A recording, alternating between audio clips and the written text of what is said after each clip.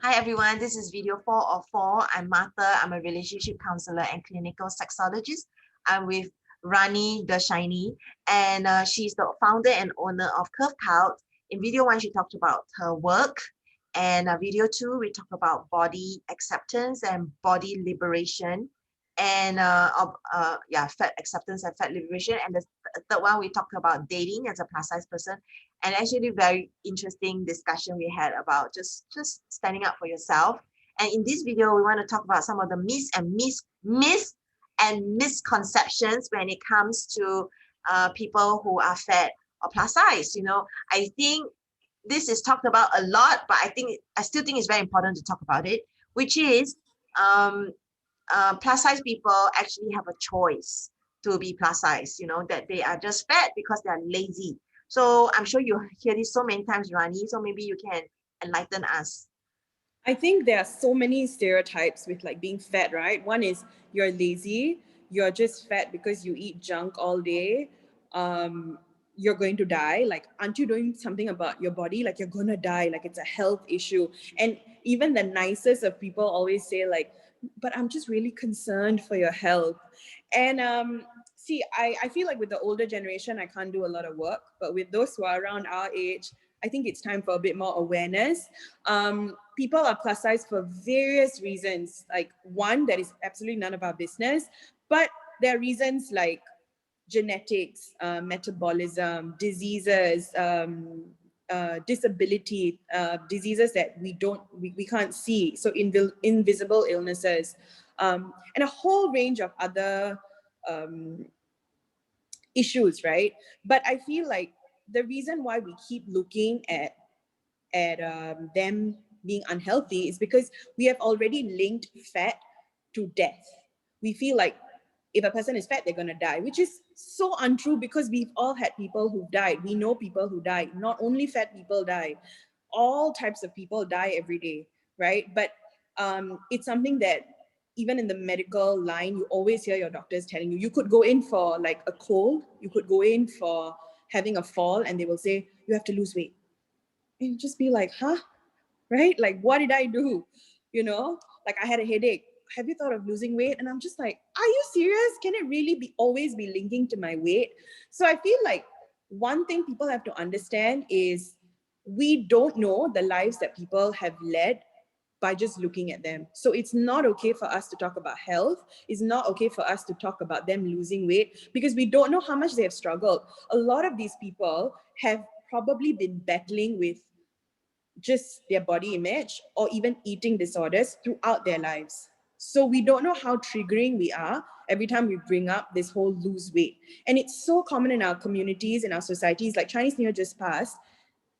It's so common for us to go to a family gathering and everyone's like, hey, you lost weight, huh? Tell me all about it. Or, oh my God, you gained weight, you better lose some weight.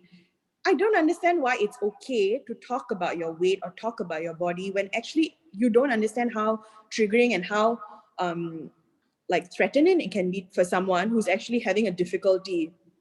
So I feel like just understanding that someone's health is actually none of our concern unless we are asked about it. So if someone asks you about their body, then you can comment about it. But unless they speak about it, there is no reason to give your comment about their bodies. And even with doctors, a lot of people say that they actually prefer speaking to doctors who are a bit more aware that not everything is about fatness and not everything is proven to be linked to your fatness, because studies have shown that not everything is related to fatness.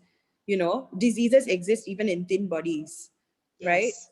So I feel like it's important to understand that. And I think at the baseline, right, the thing that we're pushing for is respect. Because whether someone is healthy, whether they have been junking or eating junk foods, or whether they are lazy, or whether they're thin or fat, they all deserve respect, right? It's actually not related to how they look, right? It's really just, this is a person, this person deserves respect, just like you and I deserve respect. And I think that respect thing is not really seen when you are a bigger body, because people feel like you've done this to yourself. You've put on the weight, so I need to call you out on it. And actually, you don't need to do any kind of calling out. no one is a messiah here.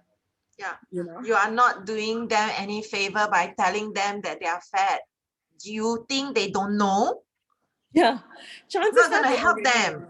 Yeah, it doesn't help them. And yeah, so just now what came out for me is unsolicited advice. They Yeah. think they're giving you advice that you don't know, but in the first place, why are you telling things I didn't ask you? Yeah. So I think the whole respect thing is totally like, it's totally ignored. And also people always feel like because they are thinner, they are in a position to give you advice. But there is no one body that is better than another, So yeah. Yes. So I love how you were able to answer very succinctly, because one of the big common reasons a lot of my friends gain weight and they are not able to manage it is when they have health challenges. That is what you said, invisible. PCOS and endometriosis being the two most common ones that I hear. So in your community of women, do you hear this as well? PCOS and endometriosis and hormonal imbalances are huge in the plus size community.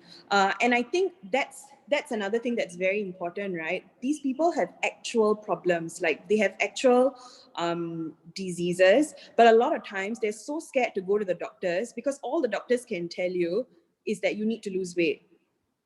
I personally have something like endometriosis.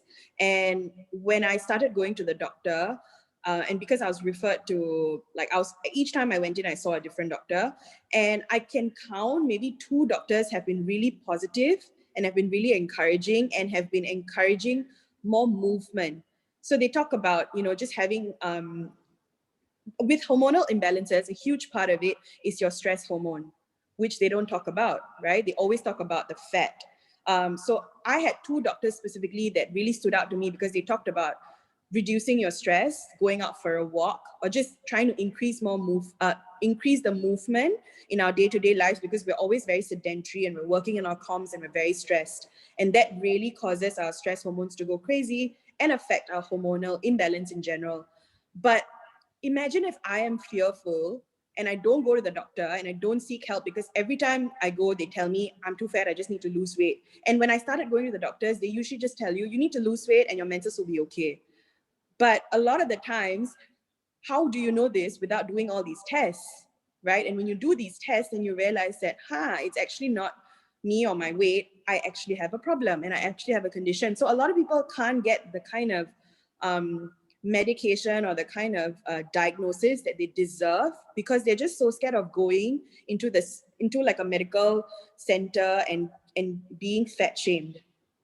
Yeah, so the fat shaming in the medical arena is a huge thing, which I think needs to be addressed, because people need the attention that they deserve without feeling scared of, just going in to visit the doctor. Yeah, because going to the doctor itself can be so triggering and traumatizing. It's very traumatizing. Yeah. Especially when we are already so stressed and we are already feeling many days where we are on the edge of a breakdown or something. The last thing you want to do is to have somebody tip you over. Yeah. Totally understand this. Yeah, which is why I say, to the naked eye, you're never going to understand all these issues that go behind why a person is struggling as a fat person. So the least you can do is keep quiet about it. Don't take it upon yourself to comment about their body or their health, because you really have no clue about what really is going on in their lives. So what advice do you have for people who want to be sensitive to plus size people, support them, but then they are like scared, I don't know what to say. So what suggestions do you have? I think we need allies. We really need allies who are straight size people, who are rooting for plus size people, and who will call out other straight size people who are making fun or ridiculing or like talking down to plus size people. So if you see, then it could be as simple as next time you see your family member commenting about someone on TV, try to call them out. tell them like, hey, it's not okay. Because how they speak about that person on TV is exactly how they will speak to a cousin at a family event, or their sister or their parents or whatever. So call people out. And I think calling out sometimes can be quite abrasive. It can be quite dramatic. So if you don't want to call out, try to call in as well, which is take the person aside and say, hey, what you're doing, you think it's helpful, but it's not helpful. This is what you can do instead. You can ask them, how can I support you? You know, you can ask them, what is it you want me to do with you? Sometimes all the person needs is someone to talk to, right? You think that they should go for a run, but maybe all they need is like a moment of quiet or peace, you know? So ask the person how they're feeling. And yeah, I think the allies need to support this and to sort of push other people, because they have the privilege of a smaller body. People are going to listen to you when you have a smaller body, right? I try to do this a lot. And of course I can do it because I'm more secure about my sense of self and my body. But I need more allies, and we all need more allies generally to be speaking up for plus size bodies.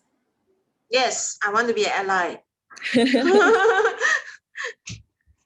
Yeah, it's really true. It's really true. And I also want to do a suggestion, because actually I went to your Instagram, and I love the posts, and there are like there are some like suggested scripts when people say certain things, and you often feel like you don't know what to say. You want to say something and you don't know what to say. I think that is like so frustrating, and it's so common to us.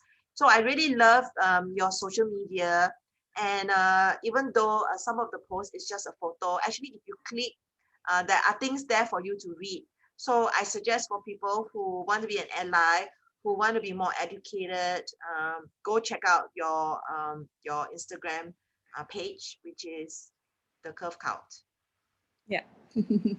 So any last words you want to share to people in this video series? What can I say? I think just one thing that really calls out to me, I had a conversation with someone and they talked about unity. They talked about, uplifting each other. I think it's important to uplift each other, but it's also important to recognize each of our privilege that we have. It could be that we are the majority. It could be that we are lighter skinned. It could be that we are smaller bodied. Understand your privileges, acknowledge them, and then uplift the people around you who need to be uplifted. Yeah. Thank you so much. Yeah, I really love you taking the time to make these videos, and so I will be putting it on YouTube. And if you found this video useful, please share it with as many people as you can, because as you can tell, this message can benefit so many people who are really totally clueless and ignorant, and together we can create a better world for everybody. Yes. Thank you. Thank you.